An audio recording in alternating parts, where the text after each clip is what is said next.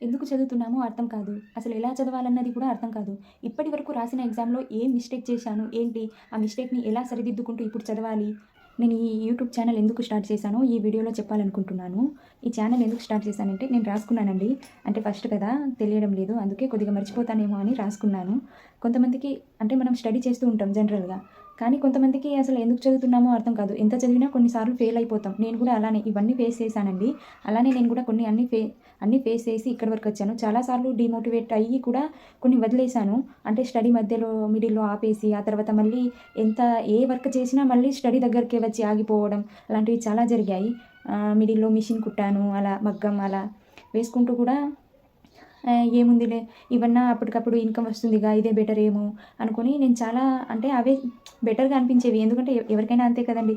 ఫస్ట్‌లో డబ్బులొస్తే అవే స్టడీ ఎంత చదివినా ఒక 2 ఇయర్స్, 3 ఇయర్స్ కష్టపడుతున్నా అయినా అసలు జాబే రావట్లేదు. ఇంకా ఇప్పటి వరకు కూడా అమ్మ నాన్నల పైన డిపెండ్ అయ్యి బతుకుతున్నాం. ఇదైనా బెటర్ కదా! అప్పటికప్పుడు మనీ వచ్చేస్తుంది. మన వాల్యూ కూడా పెరుగుతుంది అని అలా అనుకుంటాం. కానీ అలా ఏం కాదండి. ఎంత చదివినా అంటే ఏ వర్క్ చేసినా తర్వాత వచ్చి స్టడీ దగ్గరకే ఆగాల్సింది. అంటే నేను వేరే వర్క్ అవి బిజినెస్ అవి చేస్తున్న వాళ్ళు అంటే వాళ్ళకి డబ్బులు రావట్లేవా? అలా మగ్గం చేసేవాళ్ళు, మిషన్ కుట్టే వాళ్ళకి అలాంటి వాళ్ళు ఇన్‌కమ్ సంపాదిస్తలేరా మనీ అని నేను చెప్పడం లేదు వాళ్ళకి ఇన్‌కమ్ రావట్లేదని. వస్తుంది. కానీ స్టడీకి ఉన్న వాల్యూ ఏంటంటే మనం ఇప్పుడు ఒకసారి చదువుకొని జాబ్ కొట్టేసామంటే తర్వాత మంత్లీ ఇన్‌కమ్ మన అకౌంట్‌లో పడిపోతుందండి. అదే ఒక బెనిఫిట్. ఇవంటే ఏంటంటే మనం కష్టపడాలి. జీవితాంతం కష్టపడుతూనే ఉండాలి. అంటే మిడిల్‌లో ఆపాల్సిన పరిస్థితి వస్తే ఒకవేళ ఆ వర్క్ ఆపాల్సిన పరిస్థితి వస్తే అప్పటికే ఇన్‌కమ్ ఆగిపోతుంది.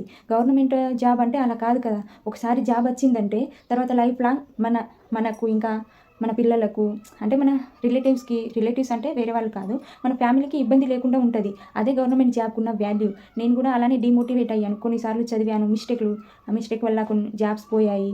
అలా అంటే వస్తదని అందరికీ హోప్‌తోనే చదువుతారు. ఏదైనా జాబ్ అని వస్తదనే హోప్స్‌తోనే చదువుతారు. తర్వాత రాకపోయేసరికి ఎంత చదివినా అంతేనేమో అనుకోని అక్కడి నుంచే ఆపేస్తారు. కానీ అక్కడి నుంచి ఆపకుండా రోజుకు 2 గంటలైనా, 3 గంటలైనా చదవాలి. ఈరోజు ఉన్న నేను ఇంకొకటి ఏం చెప్పాలనుకుంటున్నానంటే టైంకి కూడా స్టేజ్ ఉంటదండి. ఆ స్టేజ్ దాటిన తర్వాత నువ్వు ఏం చేయాలనుకున్నా అది చేయలేవు. అంటే టైంకి కూడా స్టేజ్ ఉంటదా అని మీరు అడగొచ్చు. టైంకి కూడా స్టేజ్ ఉంటదండి. మనం సింగిల్‌గా ఉన్నప్పుడు ఒక విధంగా చదువుతాం. మ్యారేజ్ తర్వాత ఇంకో విధంగా చదువుతాం. పిల్లలు పుట్టాక ఇంకో విధంగా చదువుతాం. అంటే రోజుకు దాని స్టేజ్ దాటిపోతుంది. అంటే ఫస్ట్ 14 అవర్స్ చదివే మనం తర్వాత 8 అవర్స్ కూడా చదవలేకపోవచ్చు. తర్వాత కనీసం 3 అవర్స్ కూడా చదవడానికి టైం దొరకదు. అలా టైంకి కూడా స్టేజ్ అయిపోతూ ఉంటుంది. తర్వాత చదువుదామన్నా పిల్లలు, హస్బెండ్ దానికే సరిపోతాం. టైం కూడా దొరకదు. చదవాలన్న ఇంట్రెస్ట్ కూడా రాదు. అప్పుడు మ్యారేజ్ తర్వాత ఎలా ఉంటదంటే సింగిల్‌గా ఉన్నప్పుడంటే పేరెంట్స్ మీద డిపెండ్ అవ్వి బతకచ్చు. మ్యారేజ్ తర్వాత మనకే అనిపిస్తది. ఎన్ని రోజులని ఇలా ఉంటాం? ఎన్ని రోజులని ఇలాగే చేస్తూ ఉంటాం? అంటే వీళ్ళ పైన ఎన్ని రోజులని డిపెండ్ అవుతాం? అని మన మీద మనకే విరక్తొస్తుంది. నాకు కూడా అలా చాలా సార్లు అనిపించింది. అందుకే కొన్ని సార్లు అనిపిస్తది. ఈ చదవడం ఆపేసి ఏదైనా బిజినెస్ చేసుకుంటే దాంట్లో అయినా ప్రాఫిట్ వస్తదిగా.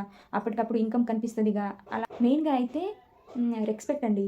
ఎవ్వరు వాల్యూ ఇవ్వరు ఆఫ్టర్ మ్యారేజ్. మ్యారేజ్ కన్నా ముందైతే ఎవరైనా వాల్యూ ఇవ్వచ్చు, ఇవ్వకపోవచ్చు. అంత అంత ఏం అనిపించదు. కానీ మ్యారేజ్ తర్వాత మనకు ఒక చిన్న జాబ్ ఉంటే, లేకపోతే మన ఇన్‌కమ్ సంపాదిస్తే మాత్రమే వాల్యూ ఇస్తారు. ఒక హౌస్ వైఫ్‌గా అంటే అసలు వాల్యూనే ఉండదు. వాల్యూ కాదు కదా!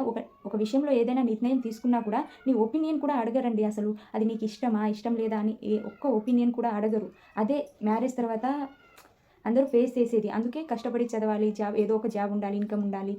ఎంత చదివినా నీకు జాబ్ రావట్లేదంటే, అంటే నేను జీవితాంతం నీకు చదవమని నేను చెప్పట్లేదు. దానికంటూ ఒక స్టేజ్ ఉంటది గదా! అంటే పిల్లలు పుట్టేంత వరకు, లేకపోతే నీకు ఇంట్రెస్ట్ ఉన్నంత వరకు. అప్పటి వరకైనా చదువుకోవాలి. చదువుకోవాలంటే మోటివేషన్ ఉండాలి కదా!